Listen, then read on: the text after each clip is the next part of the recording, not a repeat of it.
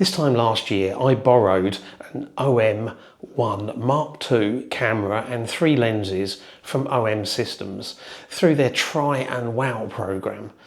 This enabled me to try the kit out for free and then send it back when I was done, but it meant I could make an informed decision about whether or not I felt this gear was right for me.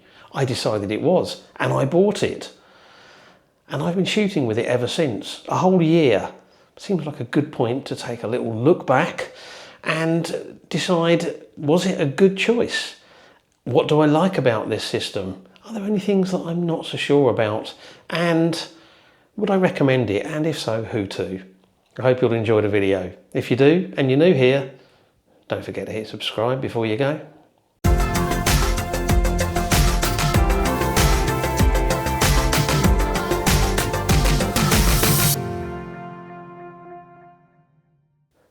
Right, a couple of quick bits of kind of background information, particularly for people who haven't been around the channel for a long time. I am not a specialist photographer. I photograph anything that takes my fancy. So I do some landscapes, I do some urban, I do wildlife, I do abstract, I do macro, or at least near macro. Anything that takes my fancy, I will photograph. And that's quite important in terms of camera choice, knowing what kind of images you want to get. Before getting the OM Systems kit, for a good couple of years, maybe a bit longer, I was shooting with an entry-level mirrorless crop sensor camera. But before that, I was shooting with a high-end, full-frame, professional level, or at least high-end level, DSLR, and of course the appropriate lenses. And I stopped shooting with that and went to the entry-level mirrorless because carrying the heavy gear around, the heavy DSLR and lenses, was causing problems with an old back injury, which frankly is not improving with age. And that brings me on to probably the most important factor as to why I chose this system. But before I mention that, just let me say that although I've had this camera system for a year, I haven't exhausted every single capability that this camera has. There are features that this camera has that I either haven't used or have only used, occasionally, or maybe even only once or twice. So this is not an in-depth review of everything that this camera can do. When I was looking for a new camera, I had one very specific requirement. I wanted a big range of focal lengths. I wanted to be able to shoot wide angle and pretty extreme telephoto. But I also wanted it to be reasonably light so it wasn't causing me more back problems. The kit that I've bought, the OM1 Mark II, I have the 8-25 f4 Pro lens, I have the 12-100 f4 Pro lens, and I have the 100-400 f5 to f6.3 lens. This is the Mark I lens. The Mark II lens didn't come out until probably 6 or 7 months after I made my purchase. I have also added a MC14, which is the 1.4 times teleconverter, which I use with the 100-400. Now that gives me a focal length range of 8mm to 560mm, which in full frame field of view equivalent terms is 16mm to 1120mm. So I've definitely got my wide range of focal lengths. And it is lightweight. I mean, it's not featherweight, but I can carry it all in a backpack for many hours at a time without it causing me any problems. So from that point of view, very happy. I also wanted to do as much as possible of my photography handheld. I like handheld photography, partly because I like the spontaneity, partly it's because I don't want to carry a tripod around because of the extra weight, and partly it's, I think, a psychological thing where I feel that shooting handheld I have a better connection with the scene, a better connection with the subject. Putting the camera on a tripod kind of seems to put a barrier in the way for me, just a little bit. So I prefer to shoot handheld, so I wanted good image stabilization. And with this camera, and certainly with the 12-100 and the 8-25 lens, the image stabilization is superb. I have shot up to about 8-second exposures, admittedly leaning on a post for a bit of extra support, but it's come out perfectly okay. But perhaps more importantly for me, I can, with absolute confidence, shoot quarter second, half a second, 1 second exposures, even up to the 100mm focal length, 200mm full frame equivalent, and know that the bits of the image that are supposed to be sharp are going to be sharp. So the image stabilization, absolutely. I also wanted better autofocus. I wanted some subject detection autofocus for when I shoot wildlife, and a lot of the time that's birds. Now, I have to say, I can't compare the autofocus and subject detection capabilities of this camera to other makes and models because the previous cameras that I've had were much more basic in terms of their autofocus capabilities. But what I can say is that I have a pretty good hit rate with moving subjects, with birds, birds in flight, swimming birds, all that kind of thing. And I've managed to capture some images that I'm pretty pleased with. And that's bearing in mind the 100 to 400 lens is not supposed to be the absolute best at autofocus compared to things like the 300mm f4 or the very expensive 150 to 400. But I'm getting a pretty good hit rate, and even with the 1.4 teleconverter, it's pretty good. So I'm happy with that. Of course, all of that's no good if the images themselves aren't of sufficient quality. There's always a concern about it's a small sensor and it only got 20 megapixels. Well, I'm not concerned about 20 megapixels. Most of the printing that I do is A4 stuff, but I know that 20 megapixels is enough to create some pretty large prints. And equally importantly, if I look at the fine detail in the images themselves, there's enough there that if I want to, and I have tried this, I can expand the images up to twice that easily in most cases and get much larger prints if I want to. The other concern that's often put forwards on Micro Four Thirds is how do they cope with low light, high ISO. And I've had no concerns there. I've shot at high ISO and got images that are almost totally clean, and the little bit of noise that is there is easily dealt with denoise software. I did a whole video on high ISO on this camera a while back, so I'll stick a link to that up there and pop a link in the video description as well if you want to check that out. One of the things that I do love on this camera is the custom settings. You can basically put 4 custom settings into the mode dial. So I have them set up for different types of shooting. So one is set up for photographing normal scenes. It could be a landscape or an urban scene where I prefer to have everything except focus in manual. I have single point autofocus, single shot. I get a preview of the image afterwards. And the others are set up for different wildlife scenarios. So I have one set up for wildlife that's moving around quite a bit, where I have a fast frame rate. I still have the aperture and shutter speed on manual, but I have auto ISO, and I have one of the dials set up to change exposure compensation quickly.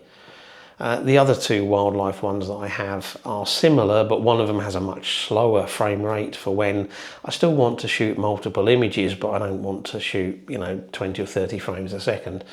And the other one is set up, again, very similar, but with the Pro Capture setting already in there. So if I'm expecting something to do something, I can use Pro Capture to try to get the exact moment that I want without having to take far too many images or take a chance on missing the action. And I found it to be a tremendous benefit to just be able to be out and either my subject changes or the type of photography changes, and I don't have to go through and change multiple settings on the camera. I can just click the mode dial over to a different mode and I'm good to go. This camera is packed with computational photography features, and I've only used a few of them, and some of them I've used more than others. One that I have used and I do like is Live ND. Live ND is supposed to do away with the need for physical neutral density filters.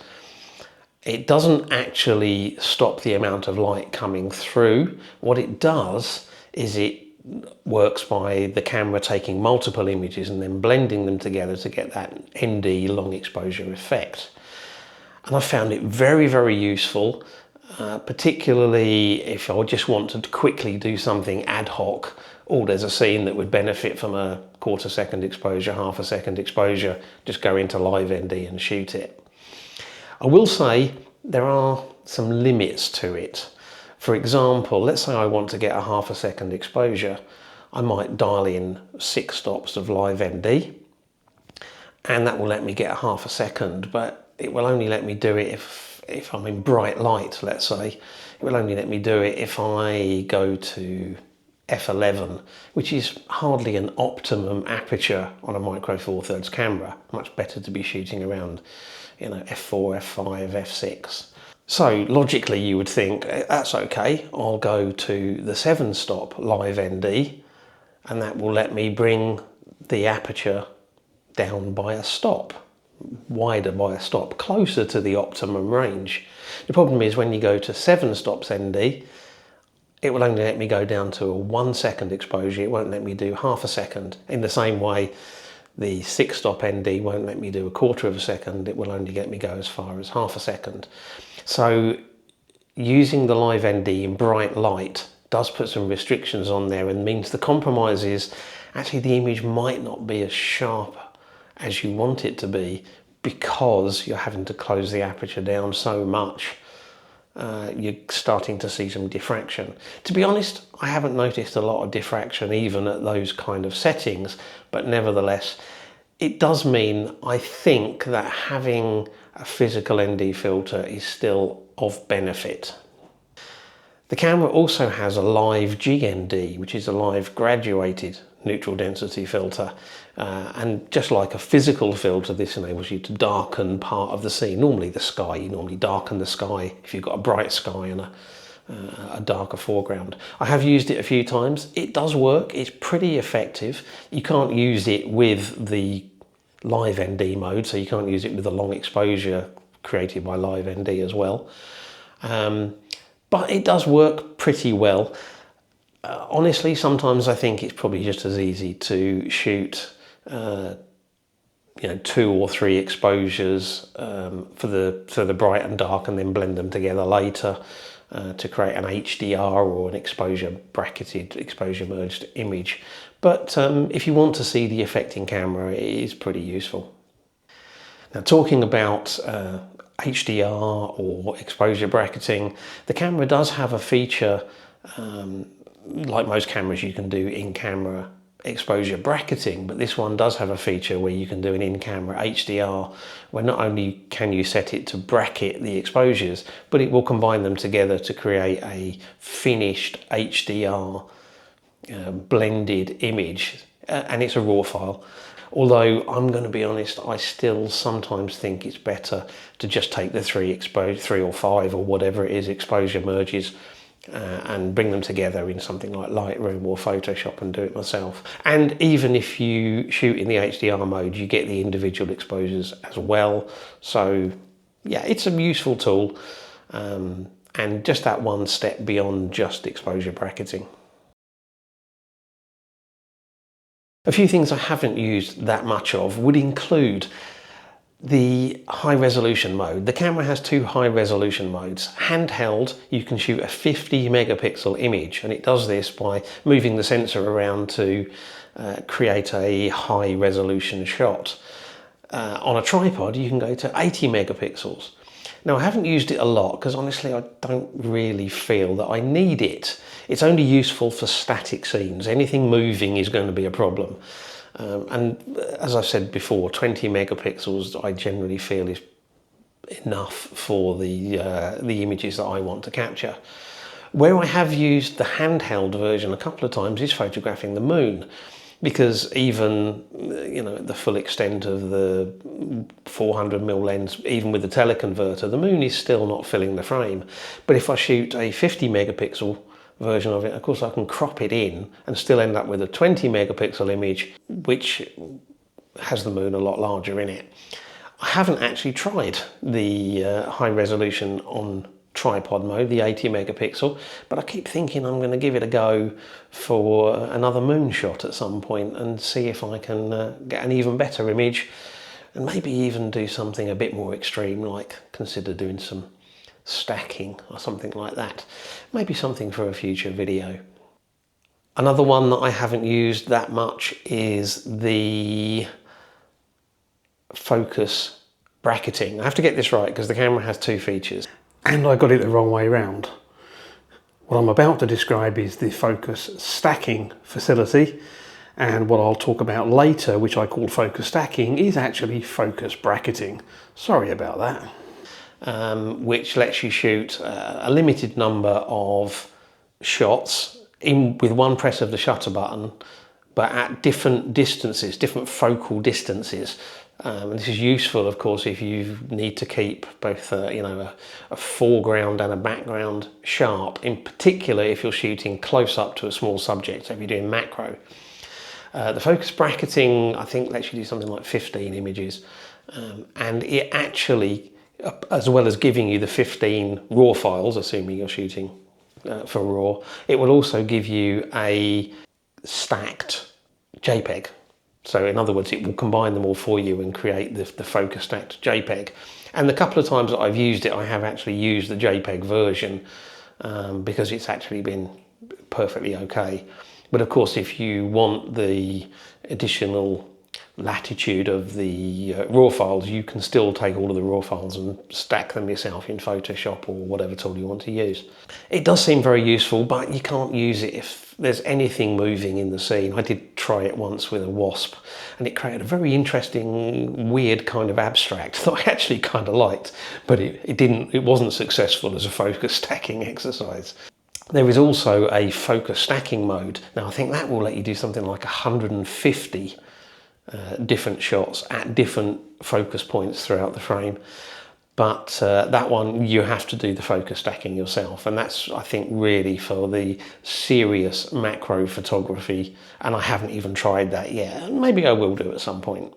There is also an in-camera 2x digital teleconverter, and I know some people like this. What it will do when you take the shot, it takes the center of the frame, which is about 5 megapixels, and expands it to a 20 megapixel image, JPEG, only a JPEG, in camera. The idea behind this, of course, is you can effectively double the focal length that you're shooting at. Now, I have to say, when I've done this, I've taken the raw file, the 20 megapixel raw file, cropped it down myself to 5 megapixels, and then expanded it in something like Gigapixel or Lightroom or even Photoshop, and compared it to the in-camera JPEG crop and expand. I think I get slightly better results from the raw file, expanding it myself, rather than the in-camera JPEG.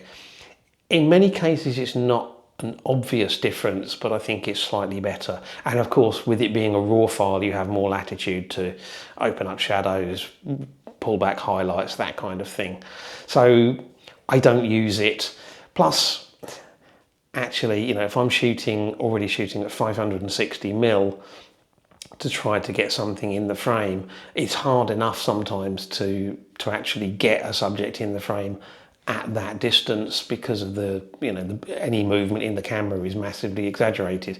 If I then go to the 2x magnification, if you like, it makes it very hard to compose the image. So it's actually much easier to shoot without the 2x digital teleconverter and then go and take the raw file and expand it. At least in my opinion. Other people may have different opinions on that. Very briefly, mentioning 3 features that I haven't looked at all: live bulb, lifetime and live composite. These are ways of doing longer exposures and being able to see the results of the exposure as you're taking the image, getting previews going through. Also a way of doing light trails or only adding bright things to the image, all included in these three functions, and I haven't even looked at them. As I said, most of the shots that I've done have been short exposures or maybe quarter second, half a second, 1 second exposures. In the coming months, I do intend to go out and do some more long exposure work with the camera on a tripod, probably using a cable release, and do some long exposures and try out these features, because I do like the occasional long exposure. It just hasn't been where I feel my photography has been for the last year. But hopefully we'll have a play with those at some point in the future. Just mentioning tripods there, I am going to say something. If you are somebody who really likes using a tripod for your photography and you're interested in an OM1 Mark II, bear in mind there's a limited number of L brackets out there that are a good fit for it. There are a couple that are dedicated. I've looked at buying one just because I quite like an L bracket when I do shoot on a tripod, but to actually get one here in Spain is really expensive for the amount of times I use a tripod. There's only 2 or 3 manufacturers that I know of that make a dedicated L bracket for it, and none of them seem to have reasonable pricing in Spain, perhaps because it's the import costs, I don't know. Of course you can use a generic L bracket, but it's a bit fiddly because it will probably block the battery door and it may not be the best fit in the world, but you can still use it. Is there anything about this camera so far that I don't like? There's one thing which I will admit I found a bit of a frustration. It's not a big issue, but it's a bit of a frustration. On my previous cameras, both Canon and Nikon, if I was looking at exposure prior to shooting an image, looking at the live view screen and dialing in exposure, if I went to 3 stops underexposed, I could see the histogram and I could see a preview of how dark the image would look. And if I kept on going down to 4 stops, I would see the histogram shift further and the screen would go darker, and 5 stops and it would do the same. And the same would apply at the other end. If I was if I was dialing in a massive overexposure, I'd get to 3 stops and I could see the histogram and I could see how bright the image was. And then if I kept going to 4 stops, the histogram would continue shifting to the right and the screen would continue getting brighter. The OM System camera doesn't do that. At 3 stops under or 3 stops over, the histogram stops updating and the screen doesn't get darker or brighter. Now, it's very rare that I'm ever going to want to shoot at more than 3 stops under or overexposed. In fact, I don't think I've ever done it. But it's just a little bit of a frustration that sometimes when you first look at the camera, you can't actually see just how far under or overexposed you are until you start dialing in the correct exposure to actually get to the 3 stops under or over.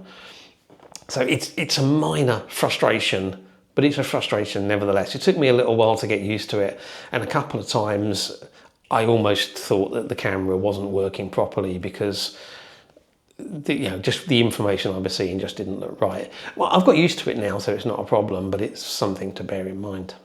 So am I still happy with the camera, and would I recommend it? Yes, I'm extremely happy with the camera. I'm extremely happy with the lenses. For me, it's absolutely been the right choice. I think my photography has actually expanded, particularly on the wildlife side. I've been doing a lot more wildlife, which I enjoy. So it's been a real benefit to me. And as I said, I can carry it around all day and it doesn't cause me any problems. So would I recommend this camera system? I am always hesitant to recommend cameras to anybody because everybody's needs are different. If you are a wildlife photographer who wants to keep the weight of their gear down, I would absolutely say this is a great solution. It's a lot lighter than a full frame camera with an 800mm lens, but you may want the extra dynamic range and megapixels that maybe a full frame camera could offer you. It's supposed to be a very good macro solution. I don't really do true macro, I just do near macro with a telephoto lens, but with a macro lens on, it's supposed to be one of the best cameras for that. And if you're a multi-genre photographer like me, I think this is an excellent solution. But if you're a more specialist photographer, you might want to consider other options. For me, I'm considering this is about as close to a perfect camera system for me as I'm ever likely to see. So I shall be continuing to shoot with it, hopefully for many years to come. That's it. My year with the OM Systems OM1 Mark II and a trio of lenses. And I hope you've enjoyed the video. If you have, well, please give it a like. Leave me some comments, either because you've got an OM Systems camera yourself and you want to share your experiences, or maybe you've got something else that you'd like to share with me. And if you've enjoyed this video and you're new here and you want to see more of my stuff, don't forget to hit subscribe before you go. Thank you very much for watching, and until the next video,